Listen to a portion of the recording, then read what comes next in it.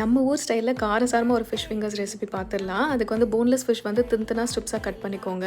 எந்தளவுக்கு தின்னா கட் பண்ணி போடுறீங்களோ அந்தளவுக்கு ஈஸியாக உள்ளே வெந்துடும். ஸோ இப்போ அந்த கட் பண்ண ஃபிஷ் கூட வந்து உப்பு, மஞ்சள் தூள், மிளகாத்தூள், தனியாத்தூள், கொஞ்சமாக கரம் மசாலா, இஞ்சி பூண்டு பேஸ்ட்டு, லெமன் ஜூஸ் கொஞ்சோண்டு, அதுக்கப்புறம் பெப்பர் தூள் எல்லாம் போட்டு மிக்ஸ் பண்ணி 30 minutes to 1 hour நல்லா மேரினேட் பண்ண வச்சுக்கோங்க. சைடில் இன்னொரு பவுலில் வந்து மைதா மாவு, உப்பு, மிளகாத்தூள், பெப்பர் தூள் எல்லாம் போட்டு நல்லா மிக்ஸ் பண்ணி அதையும் வச்சுக்கோங்க. இன்னொரு பவுலில் வந்து ஒரு முட்டையை அடித்து வச்சுக்கோங்க. இன்னொரு பவுலில் பிரெட் க்ரம்ஸ்.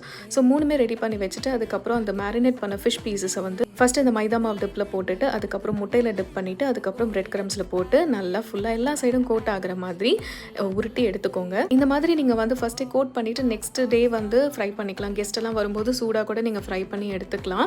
ஸோ நான் வந்து இமீடியட்டாக எல்லாத்தையும் போட்டு சூப்பராக ஃப்ரை பண்ணி எடுத்துக்கிறேன். அந்த சலசலப்பெல்லாம் அடங்கினதுக்கப்புறமா எடுத்தோன்னா கரெக்டாக உள்ள குக்காக இருக்கும். பர்ஃபெக்டாக காரசாரமாக வேறு லெவலில் இருக்கும் இந்த ஃபிஷ் ஃபிங்கர்ஸ். கண்டிப்பாக ட்ரை பண்ணி பாருங்கள்.